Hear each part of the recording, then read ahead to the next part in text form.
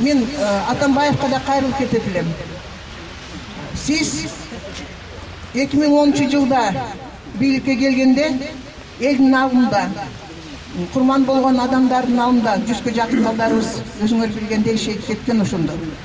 Өзүңөр мындай клятва бергенсиңер. Эл үчүн иштейм. Мен эч качан мурунку президенттердин кылганын кайталабайм дейм. Бирок андай болгон жок. Мурунку президенттен ашып кеттиңиз.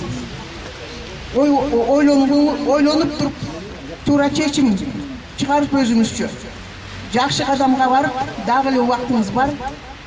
Жарым жылдын ичинде ушунун баарын оңдогонго өзүңүздүн мындай кандайдыр бир иш чараңызды баштаңыз.